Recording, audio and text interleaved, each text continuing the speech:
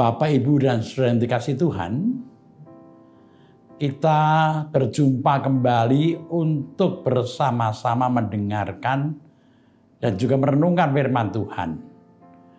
Untuk renungan hari Jumat 17 November 2023, kita akan merenungkan tema setia pada Tuhan yang setia.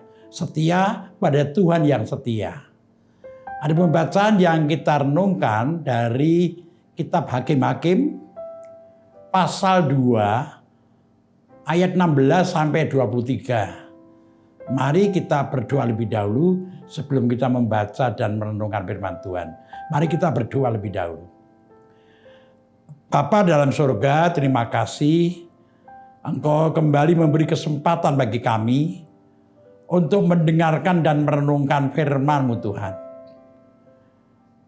Biarlah Engkau yang hadir di tengah-tengah perenungan ini, agar kami semuanya boleh merenungkan, mengerti dan melakukan setiap firman-Mu Tuhan. Kiranya hamba-Mu Engkau urapi, Engkau mampukan untuk membahas dan merenungkan firman-Mu saat ini. Ampuni segala dosa kami Tuhan, kami berdoa dalam nama Tuhan Yesus. Amin. Mari kita buka kitab Hakim-Hakim pasal 2 ayat 16 sampai 23, demikian isinya. Maka Tuhan membangkitkan hakim-hakim yang menyelamatkan mereka dari tangan perampok itu.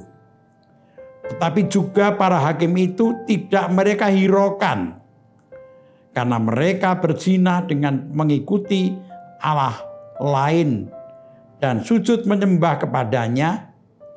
Mereka segera menyimpang dari jalan yang ditempuh oleh nenek moyangnya yang mendengarkan perintah Tuhan. Mereka melakukan yang tidak patut. Setiap kali apabila Tuhan membangkitkan seorang hakim bagi mereka, maka Tuhan menyertai hakim itu dan menyelamatkan mereka dari tangan musuh mereka selama hakim itu hidup. Sebab Tuhan berbelas kasihan mendengar rintihan mereka karena orang-orang yang mendesak dan menindas mereka. Tetapi apabila hakim itu mati, kembalilah mereka berlaku jahat. Lebih jahat daripada nenek moyang mereka dengan mengikuti Allah lain, beribadah kepadanya, dan sujud menyembah kepadanya. Dalam hal apapun mereka tidak berhenti dengan perbuatan dan kelakuan mereka yang tegar itu. Apabila murka Tuhan bangkit terhadap orang Israel, berfirmanlah Ia, karena bangsa ini melanggar perjanjian yang telah kuperintahkan kepada nenek moyang mereka dan tidak mendengarkan firman-Ku. Maka aku pun tidak mau menghalau lagi dari depan mereka satupun dari bangsa-bangsa yang ditinggalkan Yosua pada waktu matinya, supaya dengan perantaraan bangsa-bangsa itu aku mencobai orang Israel, apakah mereka tetap hidup menurut jalan yang ditunjukkan Tuhan, seperti yang dilakukan oleh nenek moyang mereka atau tidak. Demikianlah Tuhan membiarkan bangsa-bangsa itu tinggal dengan tidak segera menghalau mereka. Mereka tidak diserahkannya ke dalam tangan Yosua.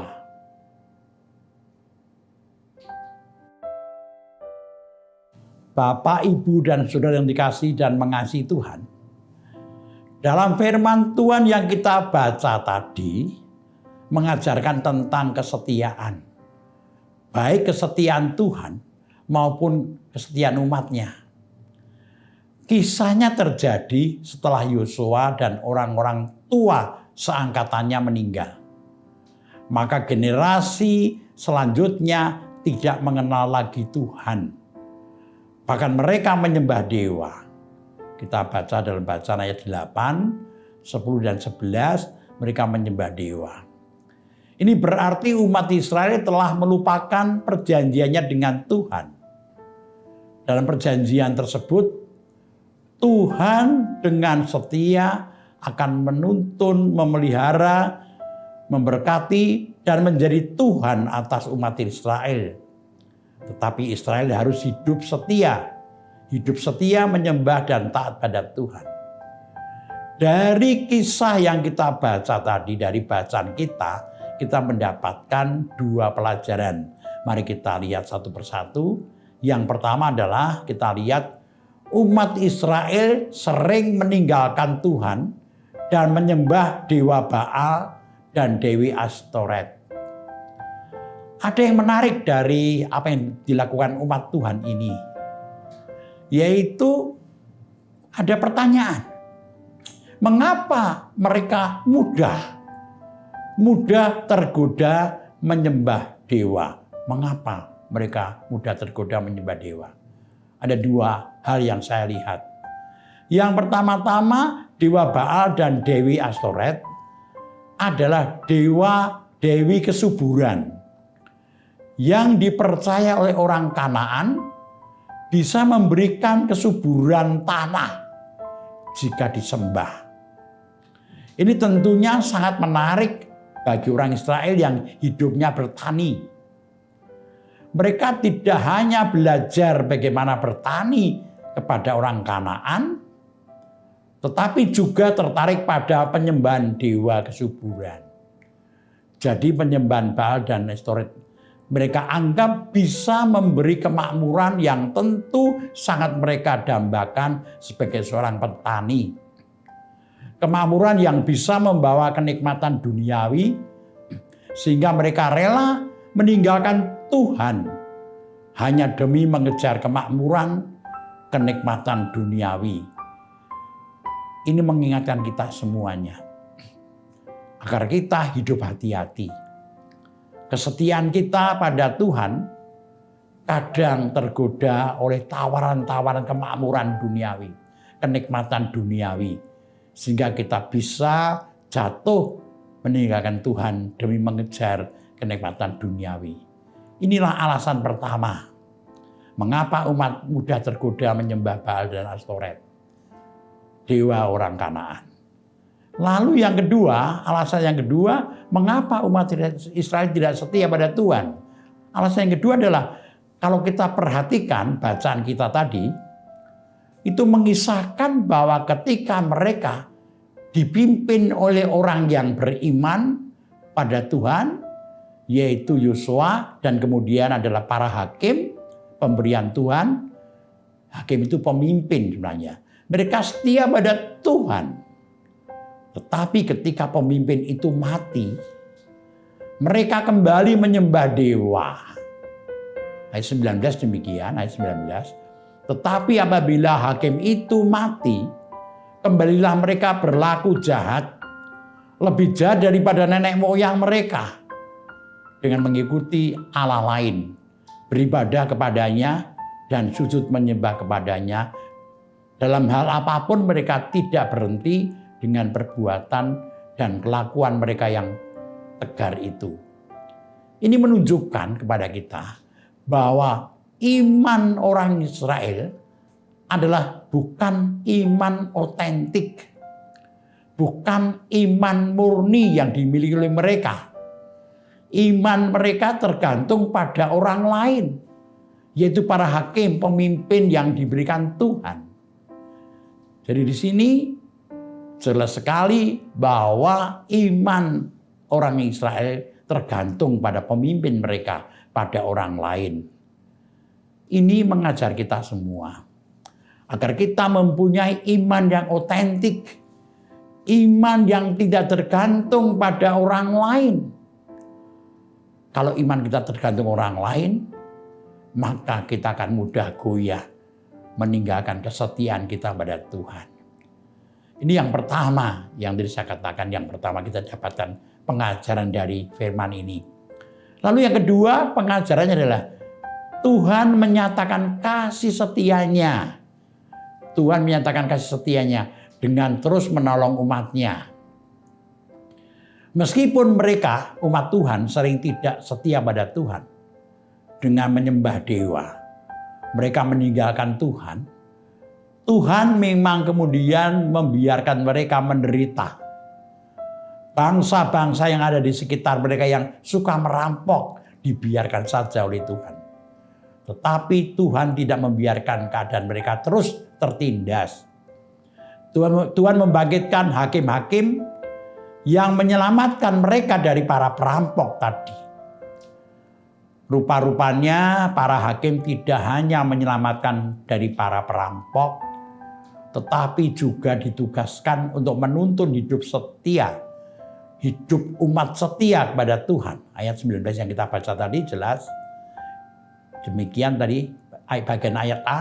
Tetapi apabila hakim itu mati, kembalilah mereka berlaku jahat, lebih jahat daripada nenek moyang mereka dengan mengikuti Allah lain. Artinya tugas hakim itu tidak hanya menyelamatkan umat dari perampok, tetapi juga menuntun mereka dalam kehidupan rohani.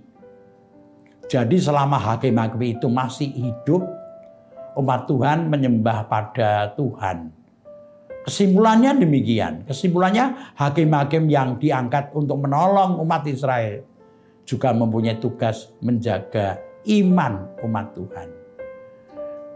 Dari firman Tuhan hari ini kita boleh mendapatkan dua pengajaran. Yang pertama adalah supaya kita tidak mudah tergoda oleh lingkungan, oleh apapun. Kita harus mempunyai iman yang otentik. Iman yang murni dari kita. Tidak tergantung orang lain. Tetapi juga supaya kita hati-hati dengan godaan-godaan duniawi. Yang pertama. Yang kedua, Tuhan itu Maha Kasih. Tuhan itu setia. Tuhan akan selalu menuntun kehidupan kita. Tuhan akan selalu memelihara kehidupan kita. Tuhan akan selalu hadir dalam kehidupan kita. Tuhan itu setia. Oleh sebab itu kita harus percaya. Karena Tuhan yang setia itu tidak membiarkan kita hidup dalam pergumulan dan penderitaan. Dia akan selalu hadir untuk menolong kita, menguatkan kita. Inilah berita yang kedua yang kita dapat dari firman tadi. Kiranya Tuhan memberkati kita, menuntun kehidupan kita, sehingga kita setia pada Tuhan, setia pada Tuhan yang setia pada kita. Amin. Bapak, Ibu, dan saudara dikasih Tuhan, mari kita akhiri renungan hari ini dengan bersama-sama kita berdoa bersama. Mari kita berdoa. Tuhan Allah Bapa Surgawi, kami bersyukur Engkau boleh mengingatkan kami lewat firman yang baru saja kita dengarkan, Tuhan. Kami dengarkan, Tuhan. Di mana Engkau mengingatkan kami bahwa untuk setia kepadamu itu tidak mudah. Engkau begitu setia kepada kami, Tuhan. Maka kami juga harus berjuang untuk tetap setia kepadamu. Dari pengalaman umat Israel yang kami dengar tadi, kami boleh diingatkan dan diberi pelajaran bahwa sesungguhnya umat Tuhan tergoda dengan kenikmatan duniawi, akhirnya menyembah kepada dewa Baal dan Astoret, Tuhan. Kami harus juga bersiap-siap menjaga diri dari godaan-godaan duniawi yang kadang menjadikan kami meninggalkan Engkau, Tuhan. Demikian juga kami untuk menghadapi segala godaan, kami harus selalu memupuk, selalu menumbuhkan iman otentik kami, iman asli, iman yang tidak tergantung dari orang lain seperti umat Tuhan waktu itu imannya tergantung daripada pemimpin atau hakim-hakim. Sehingga ketika mereka ditinggalkan mati oleh hakim-hakim itu, mereka kehilangan kekuatan imannya. Tuhan, terima kasih firman-Mu hari ini yang juga mengingatkan kami untuk percaya bahwa Tuhan setia mendampingi kami menghadapi segala macam pergumulan. Bapa dalam surga, saat ini kami menaikkan doa kami secara khusus bagi bangsa negara kami yang sedang menyongsong adanya pemilihan umum, Tuhan. Berkatilah agar suasana di tengah-tengah bangsa kami tidak memanas dan jauhkan bangsa kami dari perpecahan. Berikan pada kami pemimpin yang baik, yang adil dan jujur, yang kami percaya jika pemimpin ini benar-benar seperti itu, maka mereka akan Engkau pakai untuk membawa bangsa ini untuk lebih baik. Bapa, kami berdoa untuk gereja-Mu, khususnya adalah GKJ Sarimulyo. Engkau berkati seluruh jemaat, Engkau berkati semuanya. Kami berdoa bagi yang berulang tahun untuk minggu ini. Tetapi kami juga berdoa bagi yang mengalami kelemahan tubuh karena berbagai penyakit, karena usia lanjut, bahkan yang mengalami kelemahan tubuh karena sedang banyak pergumulan hidup yang dialaminya. Kami berdoa bagi yang sedang sakit, Engkau dampingi dan Engkau sembuhkan, Engkau pulihkan Bapak Ibu Priyono, Ibu Ami Birowo, Anak Amoresa, Ibu Sri Utami Suprapto, Ibu Margono, Bapak Ngatimin, Bapak Cahyo Mutadi, Ibu Nuning Lingga Rudi, Bapak Saharun, Ibu Neti Paulina Pakpahan, Bapak Warsito Utomo, Ibu Endang Joko Triyono, Bapak Edwin Krusma Yulianto, Bapak Anggit Bagus Nugroho, saudari kami Andreas Yusepin, anak kami Nasya Alana, Tuhan. Berkati semua dan sembuhkan, Tuhan. Kami juga berdoa bagi yang mengalami kelemahan tubuh karena usia lanjut. Kami berdoa untuk Ibu Rusmiati Buyung, Ibu Sarno, Ibu Tugirah Sariman, Ibu Rusmiati Suhardi, Ibu Murjangkung, Ibu Endang Karno, Bapak Budiandono, Ibu Kun Maryatin Subardi, Ibu Joyo Pawiro, Bapak Stadal Paulus, Bapak Christian Dauriwu, Bapak Elias Sariman, Bapak dan Ibu Sunarto Saputro, Ibu Sardi Budi Santoso, Ibu Mardi Utomo, Ibu Yatmiartini Rusdi, Bapak Suprapto dan Ibu Sri Suwarsi Rahayu. Tuhan dampingi para orang tua kami ini agar terus mampu melihat karya Tuhan dengan penuh keyakinan sehingga mereka merasakan pendampingan Tuhan dalam kehidupan mereka. Bapa, kami mau serahkan dalam tangan-Mu. Tuhan hadir di tengah kehidupan kami, Tuhan. Engkau memelihara kami. Kami menyerahkan semua doa kami ini hanya dalam nama Tuhan Yesus. Amin. Demikian renungan hari ini. Tuhan memberkati kita semuanya. Shalom. Amin.